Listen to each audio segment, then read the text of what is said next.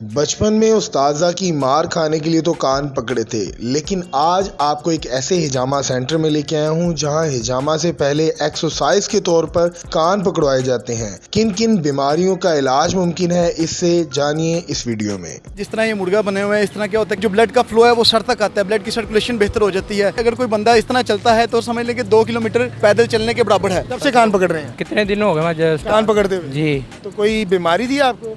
जी मुझे पोटी का मसला था, मेरी पोटी नहीं आती, मुझे पोटी खुल डुल के आ रही है। सर कान पकड़ाए हैं आपने? आप ये देख रहे हैं जिस तरह ये मुर्गा बने हुए हैं, इस तरह क्या होता है कि अक्सर जिनकी L4 L5 सियाटिका का जिनका मसला है, उसके लिए ये जब आप थोड़ा सा नीचे झुकते हैं तो आपकी जो ब्लड का फ्लो है वो सर तक आता है, ब्लड की सर्कुलेशन बेहतर हो जाती है। आपके जो जब ये सर तक ब्लड की सर्कुलेशन बेहतर होती है, उससे जो सर के जो मसाइल है जैसे माइग्रेन है, सर दर्द है, आंखों के मसाइल है, उसमें काफ़ी बेहतरी होती है। और एक मैं आपको बताना चाहता हूँ, ये थोड़ा आप चल के दिखाएं, थोड़ा सा आगे, ये कैमरामैन दिखाएगा कि ये थोड़ा सा आपने चलना आगे, करवा रहे हैं। थोड़ा सा आगे चलना है, ये थोड़ा सा आगे, यहाँ से आगे आगे आगे चल के दिखाएं। आप इसे देखते हैं जो बेहतर चलता है। आप ये देख रहे हैं जो चलने का तरीका, ये जो भाई इस तरह चल रहे हैं, ये चलना आप समझ लें कि अगर कोई बंदा इस तरह चलता है तो समझ लें कि 2 किलोमीटर पैदल चलने के बराबर है। अच्छा मुझे बताइएगा, मैं एक छोटी सी आपको बात बता रहा हूँ कि खड़े हो जाएं, ऊपर हो जाएं।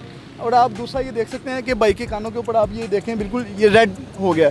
इसमें कैमरामैन दिखाए तो इनके कान बिल्कुल रेड हो चुके हैं, जो स्कूल में हमारे मार खाते हुए होते थे। इसकी रीज़न क्या है कि जब ये आपकी ब्लड की सर्कुलेशन का फ्लो आपके सर तक आए, इससे आपका ब्रेन एक्टिव हो जाता है।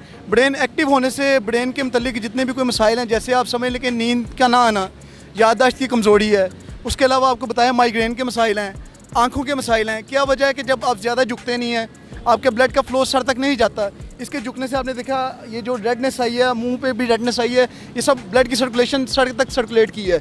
उसकी वजह से जितने भी मसाइल हैं अल्हम्दुलिल्लाह उसमें काफ़ी ज़्यादा बेहतरी आती है। और उसके बाद हम सुन्नत के मुताबिक हिजामा करते हैं और हिजामा से जो डेड ब्लड सेल है वो निकाल दिया जाता है। सर मुझे बताएं, आमतौर पर लोगों के पास हम गए हैं हिजामा सेंटर में, वहाँ देखें कि वो कप्स लगाते हैं, लेकिन ये ख़ास किस्म की एक्सरसाइज आप करवा रहे हैं। ये तो स्कूल्स में जब हम बचपन में पढ़ा नहीं करते थे तो हमारे उस्ताज़ा जो हमें मारने के लिए कान पकड़ाते थे तब बड़ी तकलीफ होती थी, और आपके जो कस्टमर हैं ये आसानी से मान जाते हैं। सर ये समझ लें कि 2 से 3 मिनट की एक्सरसाइज, हम उनको बताते हैं कि इसके फ़ायदे क्या हैं। इससे ब्लड की सर्कुलेशन बेहतर होती है, ब्लड की सर्कुलेशन जब बेहतर होगी उससे हिजामा करने में हमें ज़्यादा आसानी होती है कि जो आपको पता है उसमें वो फासिद मवाद निकाला जाता है जितना भी है, उसके निकलने से आपकी ब्लड जो है उसमें भी सर्कुलेशन बेहतर होती है, टॉक्सिक आपका निकल जाता है, आपकी बॉडी डिटॉक्स हो जाती है, डिफरेंट पॉइंट्स होते हैं डिफरेंट मसाइल की वजह से।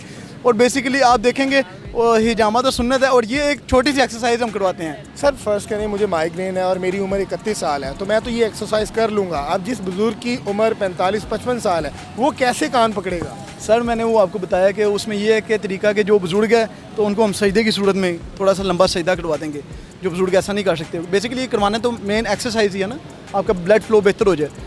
और जैसे आप बता रहे हैं आपकी माइग्रेन है, तो आपको भी इसी तरह मुर्गा बनाने के बाद कान पकड़ने पड़े? कान पकड़ने के मैंने तो स्कूल टाइम में पकड़े थे, मुझे आप याद करवा रहे हैं। हाँ जी, उसी के बाद ही हम इंशाल्लाह अफोर्ड आपका हिजामा लगाएंगे और आप देखिएगा उससे काफ़ी फ़ायदा होगा।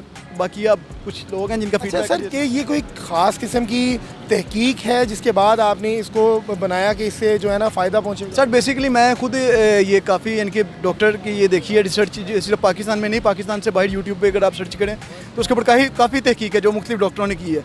और जैसे योगा में भी मुख्तलिफ एक्सरसाइज की जाती है, उसमें भी ऐसी एक्सरसाइज शामिल है।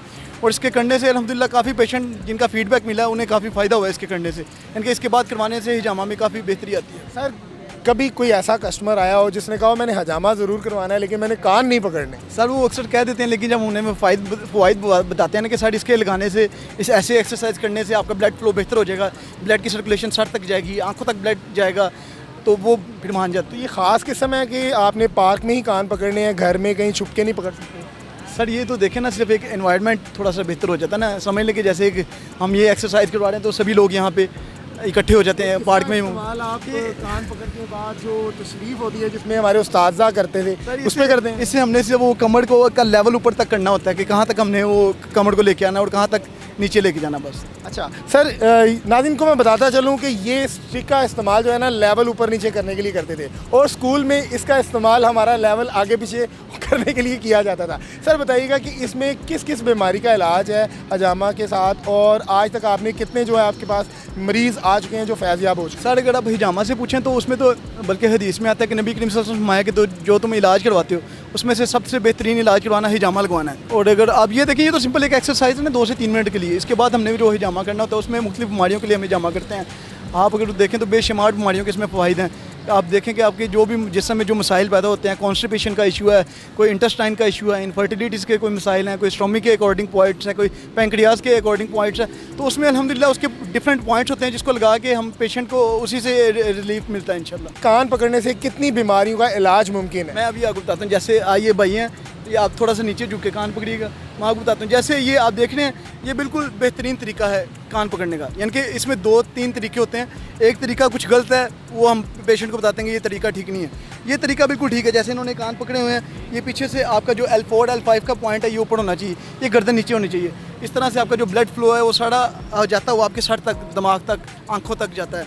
ये देखें आपने, ये इनके कान ऊपर खड़े हो जाए, इनके कान रेड होना शुरू हो गए हैं। क्या मतलब है कि इससे जो उनसे ब्लड का फ्लो बेहतर हो गया और ये दिमाग तक, ब्रेन तक आपका जो एक्टिव हो चुका है, ब्लड की सर्कुलेशन दिमाग तक जाने में। अच्छा, आपके पास किस उम्र तक के लोग जो हैं इलाज के लिए आते हैं? ये हम देख रहे हैं कि एक शख्स हैं। अस्सलाम वालेकुम सर। वालेकुम सलाम। सर, आपको क्या मसला था?